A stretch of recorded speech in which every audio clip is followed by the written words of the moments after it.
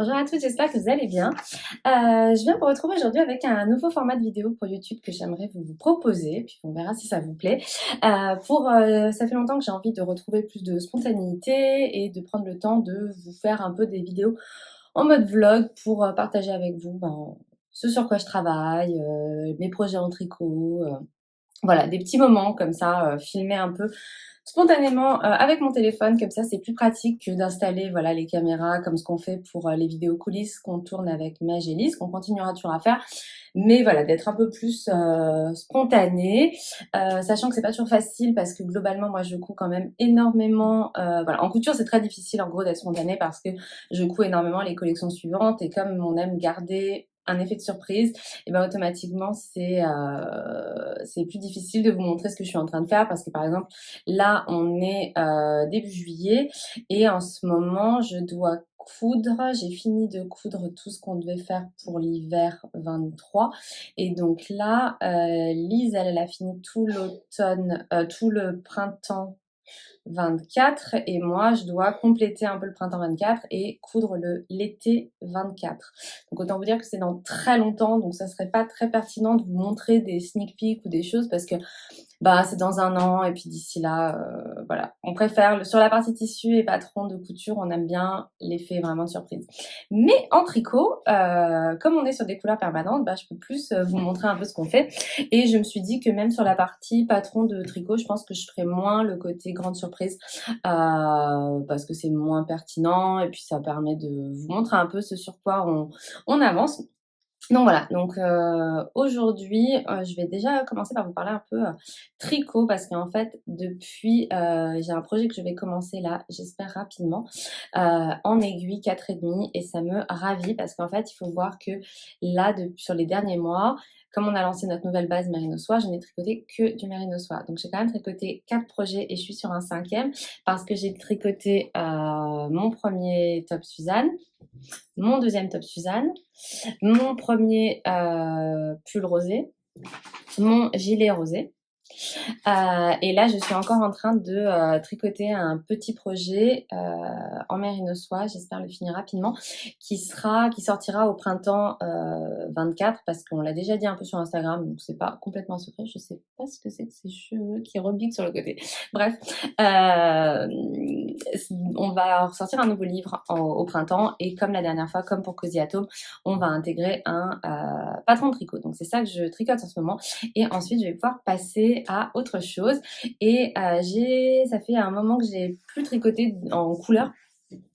Et ça me manquait parce que c'est vrai que là maintenant, nous, on doit avoir 15 couleurs de laine, bientôt 18. Et j'avais très envie de les assembler. Donc c'est ce que je vais commencer. Et donc je vais vous montrer le modèle. Donc c'est un modèle dont j'ai évidemment oublié le nom de Kutova Kika sur les réseaux sociaux, qui est vraiment un compte magnifique que vous encourage à suivre. Donc c'est un modèle Stripe quelque chose, j'ai absolument pas le nom en tête, mais je l'écrirai. Et j'ai fait un test, donc j'ai fait un échantillon pour valider mes couleurs. Donc je vais vous montrer ça tout de suite et je vous mettrai une petite photo du modèle pour que vous voyez à quoi ça ressemble. Donc après bien des tergiversations, c'est les couleurs que j'ai choisies. Donc ce sera nude pour la couleur principale, bouton d'or, vieux rose, orage et des nouvelles couleurs que vous découvrez en avant-première. Donc c'est encre et sunset. Donc encre, comme son nom l'indique, c'est un coloris bleu qui tire vraiment vers le noir. Et sunset, on est sur un orange vraiment qui pète comme j'aime. Donc voilà, donc j'ai fait un échantillon, donc je vous montre. Je vais essayer de rajouter un peu de lumière parce qu'on voit pas très bien. Voilà, là c'est plus les bonnes couleurs et je trouve que ça rend très bien. Je suis vraiment contente. Donc en fait le corps ce sera dans ces coloris-là et les manches dans ces coloris-là, sachant qu'il y a un rappel du rose au niveau de la ligne de montage. Donc je le tricote avec 2 fils de notre Merino Fingering. Donc voilà, donc je tiens les 2 fils ensemble et ça me fait un échantillon de Diké qui va très bien. Donc j'ai parfaitement le même échantillon que ce qu'elle recommande et j'ai super hâte de le commencer parce que voilà, ça me ravit de faire autre chose que des toutes petites aiguilles. Donc je vais vous montrer ça dans les jours qui viennent, comment ça avance. Voilà, voilà. Avec des interruptions de petits garçons. De quel âge maintenant, Hugo? de 5 ans pour regarder ma mèche. T'as une Et très belle jusqu'à mèche. mes yeux. Jusqu'à tes Au yeux. revoir. Allez, Hugo, on va te faire une chaîne YouTube à toi aussi. Bonjour madame, au revoir madame. Allez, file. Alors aujourd'hui je vous emmène chez moi où je fais un peu de déco sur un des murs de mon bureau qui était complètement rose et où j'ai acheté des affiches, c'est des signaux où on peut choisir la taille, etc. Et j'ai commandé ces superbes punaises chez Riffle Paper Co. Donc je vais vous montrer tout ça sur le plan d'après dans le bon sens et vous verrez mieux voilà, chacune des affiches, mais évidemment on était sur une thématique rose et donc j'ai essayé d'avoir parfois du texte, parfois des visuels pour que ce soit voilà, pour que ça fasse un joli ensemble et j'avais envie juste de les punaiser plutôt que de mettre des cadres qui obligent de faire des trous dans les murs. Et voilà, j'ai fini de positionner mes affiches. Je suis super contente du rendu. Là, ça paraît un peu sombre parce que c'est la fin de journée, mais en vrai, c'est encore plus joli. Et je voulais vous montrer de plus près les punaises que j'ai utilisées, qui sont des Riffle Paper Co. et qui sont vraiment archi jolies, comme tout ce qu'ils font, parce qu'on retrouve leur motif emblématique sur voilà, sur toutes les punaises. Donc il y a plein de motifs différents. Donc vous pouvez choisir ce que vous voulez utiliser. Moi j'ai fait un mix. J'en ai mis des différentes pour chacune des affiches. Hello hello! Aujourd'hui c'est mon dernier jour de travail avant de partir en vacances et je dois bientôt aller à l'atelier pour tout caler avec mon équipe avant mes congés. Mais avant ça, j'ai envie de me coudre un petit truc super rapide. D'autant que c'est un peu un challenge parce que je l'ai déjà essayé et je l'ai foiré. Donc je retente le coup. Donc en fait je peux me faire un bandeau qui est un tuto gratuit de Make My Lemonade que Meige a porté et qu'on a toutes beaucoup aimé. Et du coup Lise en a cousu un pour un shooting photo que j'ai porté et où j'ai trouvé que ça m'allait bien alors que je ne pensais pas que ça m'irait bien pour être honnête et donc j'avais envie de m'en faire un.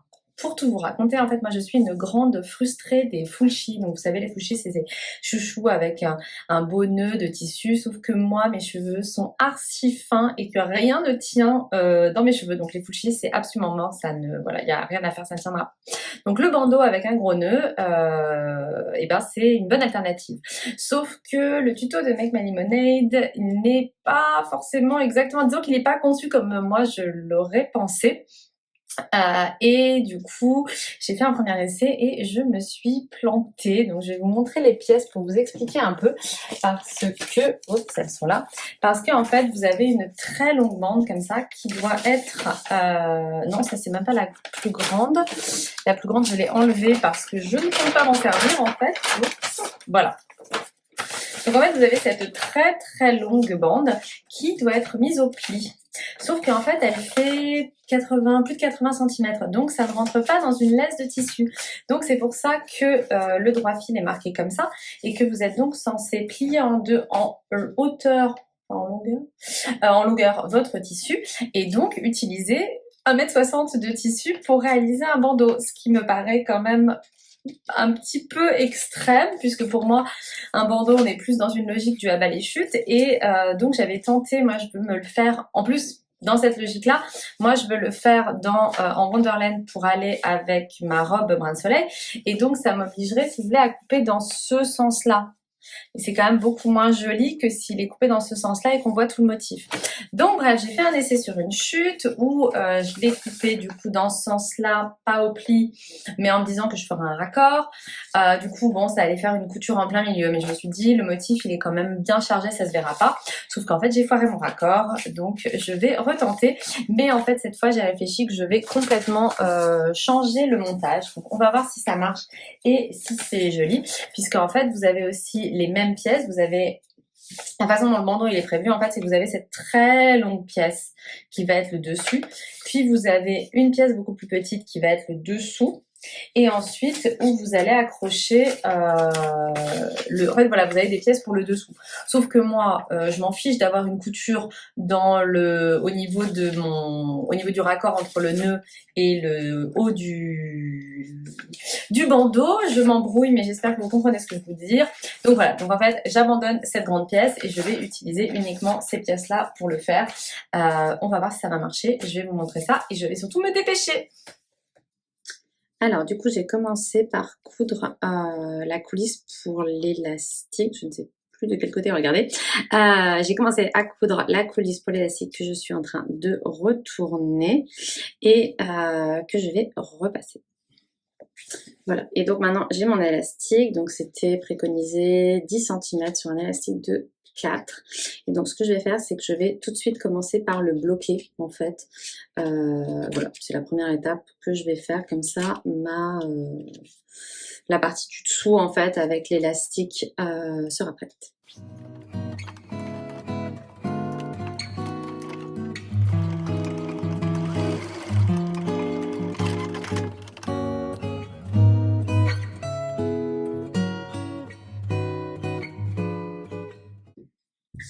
Donc maintenant que j'ai cousu mon élastique, je vais venir en fait le prendre en fourreau dans la pièce qui sera en dessous. Donc comme ça fera des finitions qui sont plus propres. Donc en fait, là j'ai ma pièce qui sera, pardon, qui sera le dessous de mon bandeau.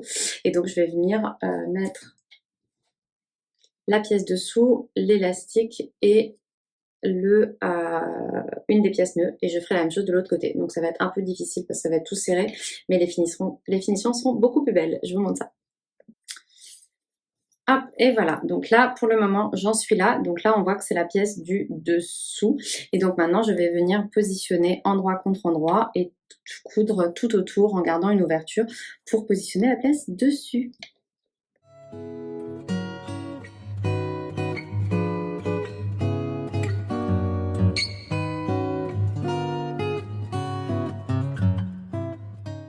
Hop, donc là j'épingle tout du long ma pièce devant avec la pièce, enfin dessus avec la pièce dessous. Donc c'est un peu long, mais on n'est pas trop gêné par, je pensais que je serais plus gênée par l'élastique et en fait pas tant que ça.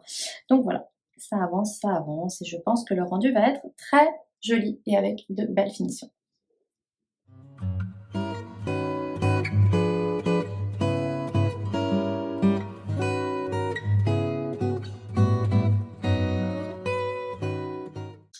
Alors c'est bon, je m'en suis sortie, mais en fait j'ai galéré à fond parce que du coup j'étais hyper gênée par l'élastique, voilà, parce que c'était complètement bloqué à l'intérieur. Donc je ne vous recommande pas de faire comme ça. Je pense qu'il vaut mieux faire... En fait c'est un montage auquel j'ai pensé, je sais pas pourquoi je l'ai pas fait, parce que c'est comme ça qu'on le présente. On a un patron de bandeau dans Cozy at Home avec un élastique et c'est comme ça qu'on le présente. Et en fait il vaut mieux faire votre bande du haut en entier, 20 bandes du dessous, les assembler en gardant une ouverture en fait dans une des coutures et mettre l'élastique en dernier. Voilà, c'était pas très malin. En fait, il faut assembler, je vous montrerai mieux quand ma pièce sera finie, ce sera plus clair. Hop, bon, j'ai fini par m'en sortir pour faire mon bandeau. Je sais pas du tout ce que ça donne de dos, si c'est joli ou pas. C'est moi qui fais le nœud toute seule, un peu à l'arrache. Clairement, voilà, je le trouve un peu trop large, donc je pense que je vais le réduire quand j'en referai un. Mon montage n'était pas du tout pertinent, donc je pense que dans un autre vlog, je le recoudrai pour vous montrer, maintenant que j'ai bien réfléchi, comment le réaliser pour mettre l'élastique en dernier, parce qu'en fait, avoir mis l'élastique en premier, c'était une bonne bêtise. Et du coup, j'ai vraiment galéré. Mais bon, au final, c'est assez mignon. J'ai mon bandeau pour partir en vacances. Voilà, comme ça vous voyez que même avec des années de couture, une entreprise dans le lien de la couture, et ben parfois on galère quand même. Voilà, j'espère que vous trouvez ça mignon.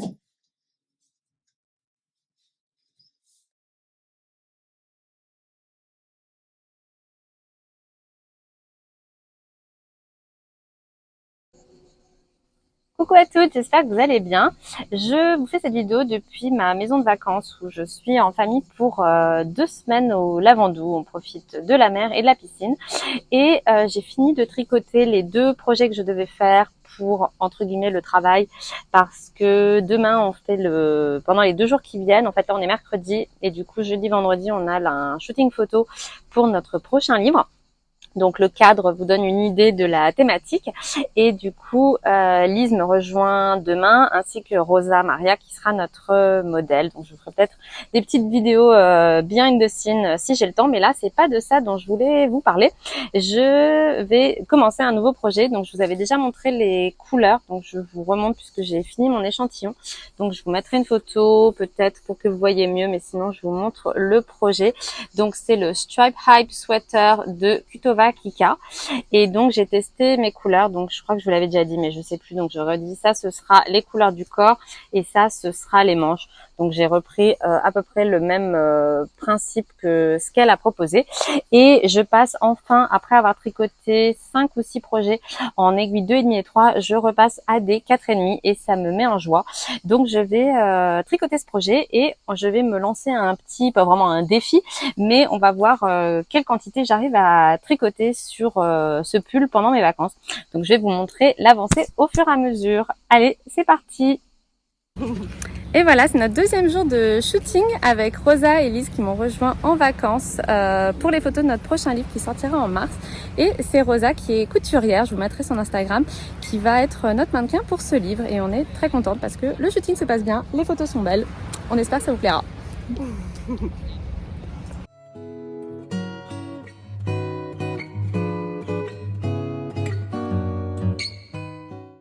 Donc pendant le début de mes vacances, j'ai bien avancé sur mon pull puisque j'ai quasiment fini le corps en 10 jours. Mais j'ai décidé de vous faire une autre vidéo qui sera en ligne quand je l'aurai fini, qui sera complètement dédiée au tricot de ce pull. Comme ça, je pourrai vous partager mes astuces, vous montrer l'avancée au fur et à mesure et ça permettra que cette vidéo-ci ne soit pas plus longue. Donc je m'arrête là sur celle-là et vous pourrez voir ce pull plus en détail dans une vidéo dédiée que je vais appeler Knit With Me.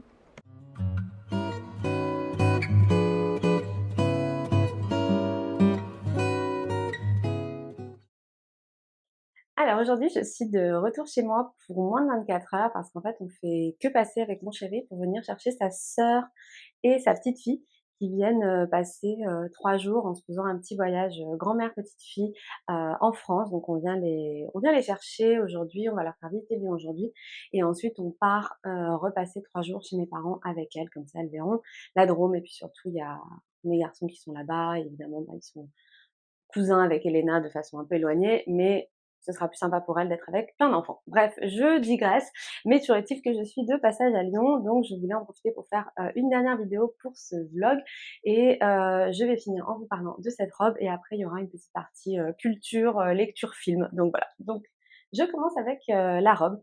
Donc en fait, c'est une robe que ma mère m'a donnée lors de mon passage chez eux la semaine dernière. Donc en fait, c'est une robe que ma grand-mère a conçue pour elle il y a, j'imagine, plus de 30 ans, 20 ans, 30 ans. Oui, même plus en fait. Je dis ça, ma mère va avoir 70 et du coup, je pense qu'elle l'a eue quand elle avait la trentaine, donc c'est une robe qui a au moins 40 ans, qui est en parfait état. Je vais vous la montrer de plus près ensuite.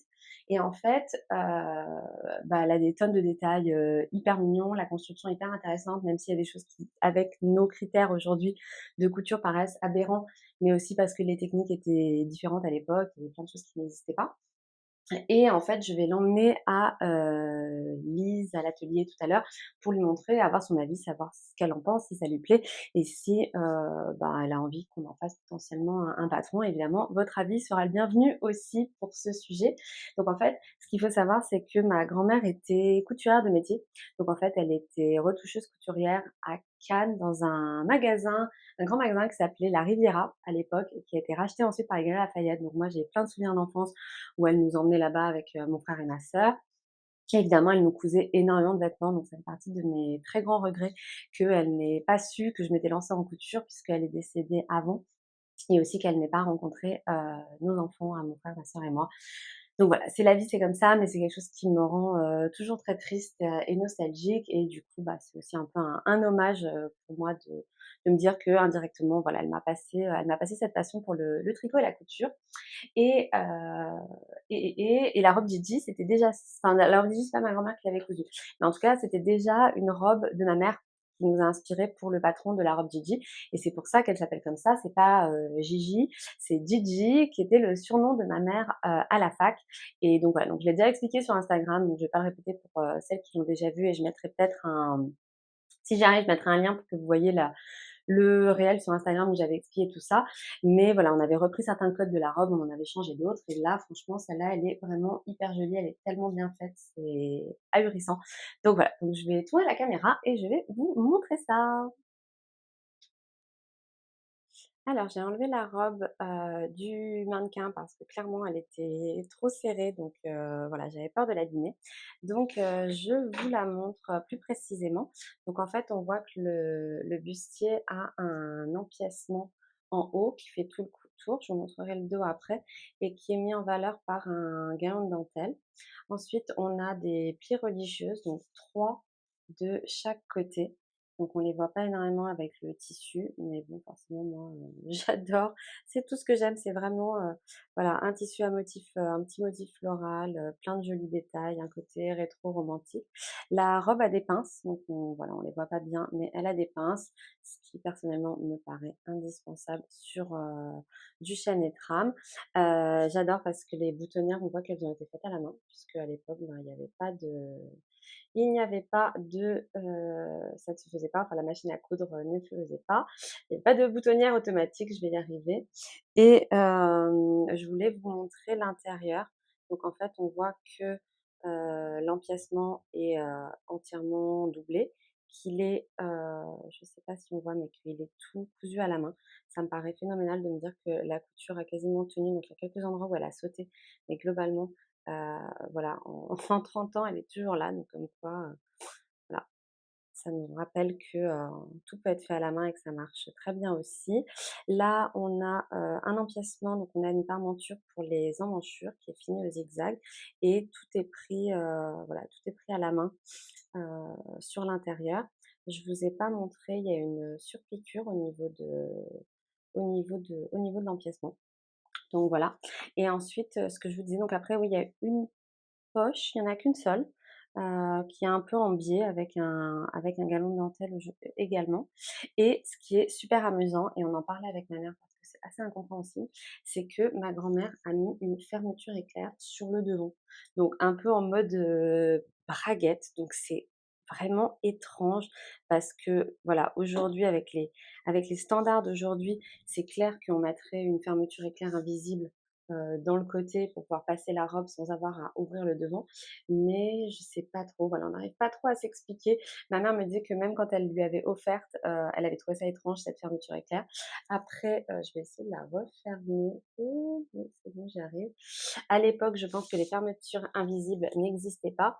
Et franchement, pour une fermeture du coup non invisible, elle est vraiment hyper bien posée parce que quand on la porte, on n'y fait pas attention, surtout qu'en plus, il y a une ceinture qui vient par-dessus. Donc en fait, la ceinture est là et elle vient se positionner, donc on ne voit pas. Et à ce niveau-là, plus bas, franchement, c'est hyper bien fait. Ma grand-mère avait fait une bride pour tenir la ceinture, donc pareil, incroyable de se dire qu'elle tient toujours de ce côté-là. De l'autre côté, elle a craqué. Et je vais tourner pour vous montrer le dos, en faisant tomber mes bobines, désolée. Et voilà, et donc le dos, on retrouve le même code. On a le galon de dentelle qui et dans le mauvais sens à ce niveau-là, mais bon, c'est pas très grave. Et on a 5 plis religieuses sur le dos. Et ensuite, pareil, en fait, la robe, je sais pas si il y a une raison, mais en fait, elle est coupée en plusieurs pans. Donc, on a une couture milieu devant et milieu dos. Donc, en fait, on a 4 pans. Donc, voilà. Donc, j'aimerais savoir ce que vous en pensez, si elle vous plaît. Hop. Donc, je vous la remontre une dernière fois en entier avec la ceinture. Et j'aimerais beaucoup savoir ce que vous en pensez. Moi, je vais l'emmener à mon acolyte tout à l'heure pour la lui montrer, savoir ce qu'elle en pense.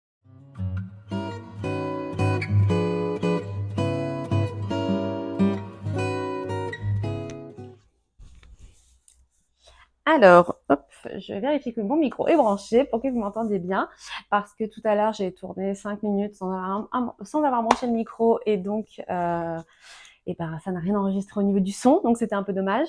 Donc en fait, ça va être la toute dernière partie de ce vlog qui, j'espère, vous aura plu. Et nous, on va parler un peu littérature parce que je me suis remise à lire et donc je trouve que ça peut être intéressant de vous parler des livres que j'ai lus et de partager avec vous ce que j'ai aimé, ce que j'ai moins aimé et peut-être vous donner des conseils, enfin en tout cas vous inspirer pour les lire vous aussi. Donc, ce qu'il faut savoir, c'est que moi, j'étais une très grande lectrice quand j'étais au lycée et à la fac. Et puis, ça s'est totalement perdu à partir du moment où je me suis mise à tricoter parce que, entre le tricot et la lecture, j'ai choisi le tricot. Et puis après, aussi, quand on a des enfants petits, c'est vrai que pour moi, en tout cas, c'était plus compliqué. Mais maintenant, ils sont plus grands. Et surtout, j'ai trouvé un moyen pour lire et tricoter en même temps. Donc ça, je vous en reparlerai à l'occasion. Mais ça m'a permis de me remettre à lire. Et donc, j'ai lu 1, 2, 3, 4, 5 livres sur les 2 derniers mois à peu près. J'en ai lu un autre, mais j'ai oublié de le prendre, donc c'est pas grave. Donc en fait, quand j'ai décidé de me remettre à lire, je n'avais pas de nouveaux livres, donc j'en ai relu 2 que j'avais chez moi et que je me souvenais avoir adoré. Donc l'écran est dans le mauvais sens, donc je vous mettrai à chaque fois des couvertures des livres pour que vous les voyez bien. Mais le premier, c'est Nancy Huston, La Virevole. Donc en fait, les 2 premiers sont de Nancy Huston. Donc c'était des livres que ma mère m'avait conseillés et qui sont vraiment des drames, on va dire, des très belles histoires, mais qui sont, voilà, c'est pas des livres qui sont très légers. Donc La Virevole, donc je vais essayer. Je ne me suis jamais prêtée à l'exercice, donc ça n'est pas facile. La Virevole, c'est un livre qui parle en fait d'une danseuse qui est, on va dire, torturée entre sa carrière de danseuse et son rôle de maman. Et on suit en fait, voilà, sa vie, ses hésitations, ses déboires, jusqu'au moment où elle va prendre une décision et on va voir l'impact que ça a plus tard sur sa famille. Donc voilà, donc c'est vraiment une très belle histoire. C'est un livre qui est assez court, qui se lit très vite et qui est vraiment un hommage aussi à ces travailleurs artistiques passionnés, voilà, les danseurs, les acteurs, qui sont souvent obligés de mettre quand même leur passion. Voilà, le choix est plus difficile pour une danseuse de construire une famille que pour moi qui vais travailler le matin de 9h à 17h et qui rentre le soir. C'est pas la même application quand on part en tournée, quand on va aussi fatiguer son corps, etc. Donc voilà, donc c'est vraiment un très beau livre. C'est pas un livre qui est facile. C'est des choix de femmes qui peuvent être aussi difficiles à comprendre de notre point de vue, qu'on peut décider de... Voilà, on peut avoir des jugements qui sont assez forts. Mais en tout cas, c'est une histoire qui ne laisse pas indifférent et qui... voilà, c'est un très beau livre que je vous conseille. Ensuite, j'en ai lu un second de Nancy Huston qui est Une adoration, où là, c'est un livre qui est encore plus dur. Non, c'est pas celui-là que j'ai lu. N'importe quoi. J'étais en train de me dire, c'est pas ça. N'importe quoi. Donc, ils étaient à côté sur la bibliothèque, donc c'est celui-là que j'ai pris, alors que n'importe quoi. Bon, du coup, en tout cas, ça va me donner envie de le relire aussi. Non, celui que j'ai lu, c'est L'empreinte de l'ange, qui est donc, comme je disais, aussi un livre de Nancy Huston, et qui est, encore une fois, un livre assez sombre. Donc, je vous rassure, après, j'en ai des plus légers, mais là, on est sur une histoire d'amour entre... donc, c'est après la Deuxième Guerre mondiale, et c'est une Allemande très très éteinte, très timide, qui parle à peine, où on sent que voilà, elle a vécu des drames pendant la Deuxième Guerre mondiale qu'on va découvrir au fur et à mesure du livre, qui s'appelle Safi et qui voilà, qui est décrite comme l'énigmatique et belle allemande aux yeux verts, qui devient l'épouse du grand flûtiste Raphaël Lepage, profondément épris dès le premier regard. Donc au début, il l'embauche comme servante, comme aide de maison, bref, et où elle habite. Du coup, lui, il a un grand appartement parisien et elle habite sous les combles dans les chambres de bonne, ou comme bonne, voilà. Et en fait, elle va s'éveiller à l'amour dans les bras de quelqu'un d'autre qui, lui, est un révolutionnaire et qui va, à ce moment-là, c'est la guerre d'Algérie, Et le livre parle énormément de la guerre d'Algérie. Donc il faut savoir qu'il y a des passages qui sont durs parce que du coup, je ne me souviens pas exactement de l'importance que cette guerre a pour Nancy Houston. Peut-être qu'il y a des choses que je ne sais pas, mais en tout cas, elle en parle avec beaucoup de descriptions. C'est pas le principal de l'histoire, mais ça revient quand même comme un leitmotiv très régulièrement où elle en reparle, elle explique ce qui se passe. Donc on sent que c'est aussi un livre engagé contre cette guerre. Donc moi, c'est un sujet qui, dans notre famille, nous touche parce que moi, ma mère est pied noir, elle est née en Algérie. Mes grands-parents, paternels et maternels, enfin, mes grands-parents et mes arrière-grands-parents sont tous nés en Algérie et ils sont revenus après la guerre. Et c'est vrai que nous, avec notre regard, ça nous paraît normal que l'Algérie ait été rendue aux Algériens. Mais à l'époque, en tout cas, moi, j'ai grandi avec ma grand-mère qui, pour elle, on lui avait volé son pays. C'est là où elle était née, c'est là où elle avait eu ses enfants, c'est là où elle avait construit sa vie. Et le retour a été très dur. Et c'est vrai que moi, qui ai vécu dans cette espèce d'histoire et sans avoir, c'est vrai qu'à l'école, c'est pas un sujet dont on nous parlait trop. En tout cas, j'ai vraiment découvert les horreurs de cette guerre dont je n'avais pas totalement conscience dans ce livre. Et à côté de ça, il y a l'histoire des personnages qui aussi est une histoire très dure. Donc, franchement, c'est un livre c'est un très beau livre, c'est très bien écrit, mais c'est un livre qui est très dur, qui finit de façon très dure. Donc voilà, donc je vous le dis, si jamais vous vous sentez plutôt dans un mood léger, c'est pas forcément le livre que je vous recommanderais, mais c'est une très belle écriture. C'est un très très très beau livre et c'est aussi très poétique de découvrir ce qu'est l'empreinte de l'ange. Donc je ne vous le dis pas pour ne pas vous spoiler, mais moi voilà, c'est un livre que j'ai déjà donc lu plusieurs fois et qui m'a marqué et que je vous recommande aussi, même si comme je dis, il n'est pas très joyeux.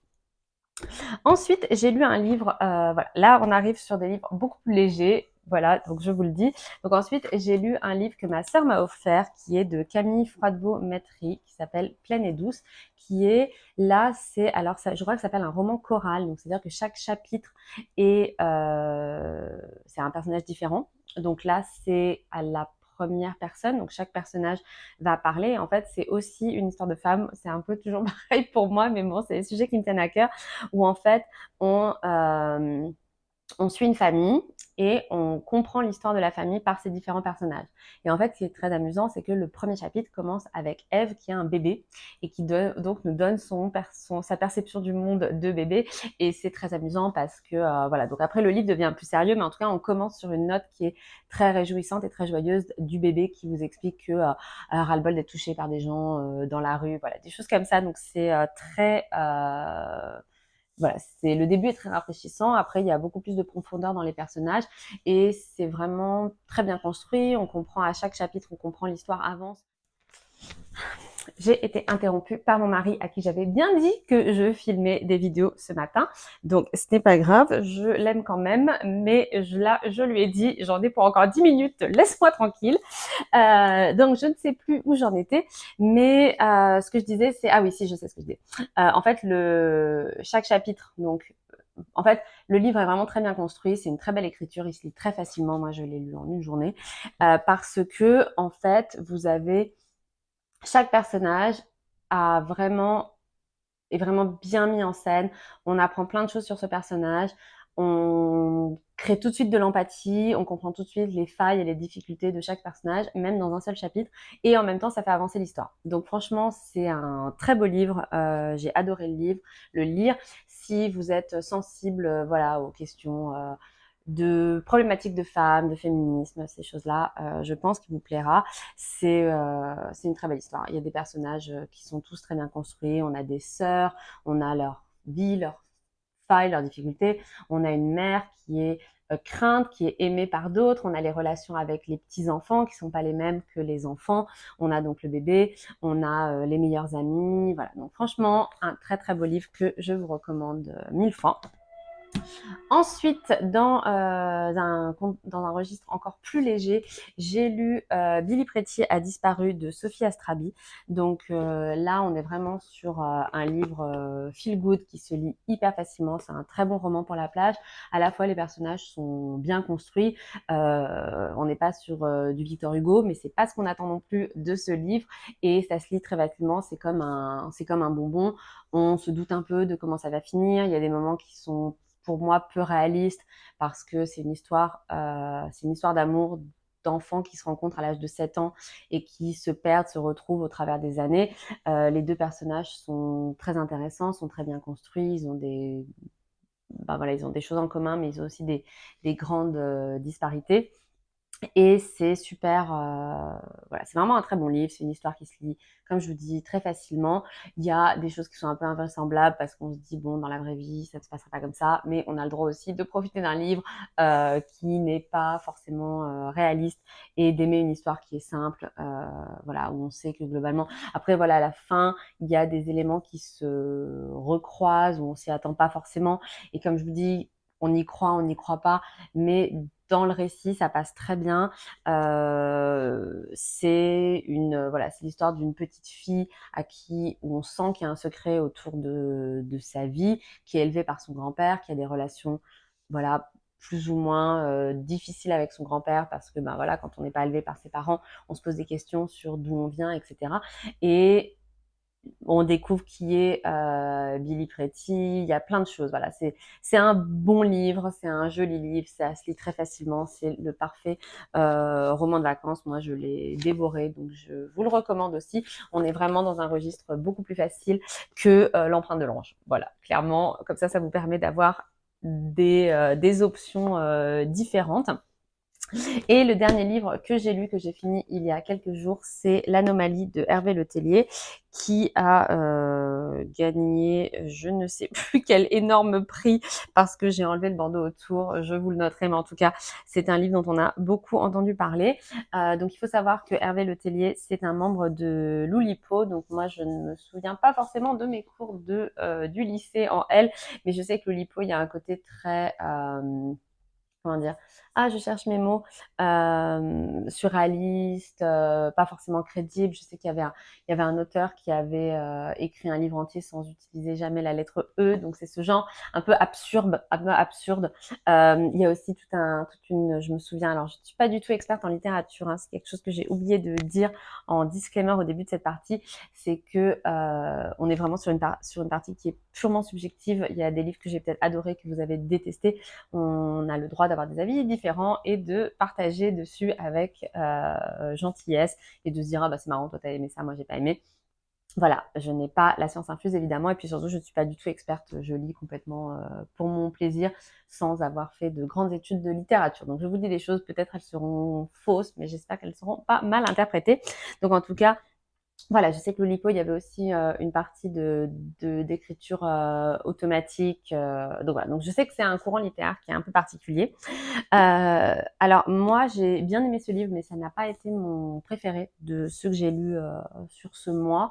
Et j'ai beaucoup aimé le début. Donc on est aussi sur un livre choral où au début on commence avec un chapitre par personnage qui nous explique qui nous permet de rentrer dans les personnages et de comprendre qui ils sont. Ensuite, il y a la grande découverte de ce qu'ils ont en commun et de ce qui s'est passé d'extraordinaire. Et il y a une partie ensuite que j'ai trouvée assez longue où justement, donc pour ne pas c'est difficile de ne pas vous spoiler avec ce livre, mais en gros,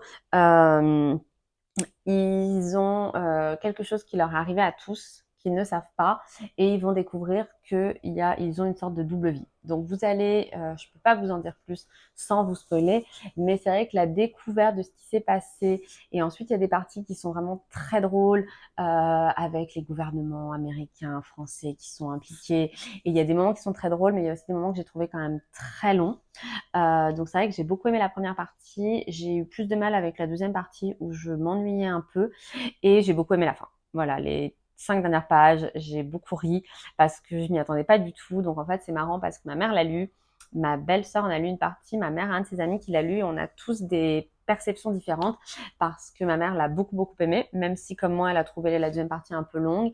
Ma belle-sœur Louise a pas du tout accroché, donc elle l'a pas fini, donc elle prévoit quand même de le finir, mais elle a du mal à se remettre dessus. Et l'amie de ma mère lui a dit mais attends, la fin c'est couru d'avance, et en fait ma mère avait pas du tout vu venir la fin, et moi je l'ai pas du tout vu venir non plus. Donc je sais pas si on est coucourge ou si c'est lui qui est hyper intelligent, mais en tout cas voilà. Donc j'ai bien aimé, mais voilà, c'était pas j'ai été moins enthousiaste enthousiasmée par ce livre que les autres dont je vous ai parlé. Et voilà, c'est la fin de ce premier vlog with me pour le mois de juillet. J'espère que ce contenu un peu spontané, avec pas mal de radotage et un peu peur, vous aura plu. N'hésitez pas à me dire en commentaire ce que vous en avez pensé, si ça vous a intéressé, si c'est le genre de contenu qui vous plaît sur cette chaîne. N'hésitez pas aussi à me donner votre avis sur les différents sujets dont je vous ai parlé. Je suis ravie d'avoir pu vous retrouver avec ce type de vidéo. Je vous embrasse et je vous dis au mois prochain pour le vlog du mois d'août.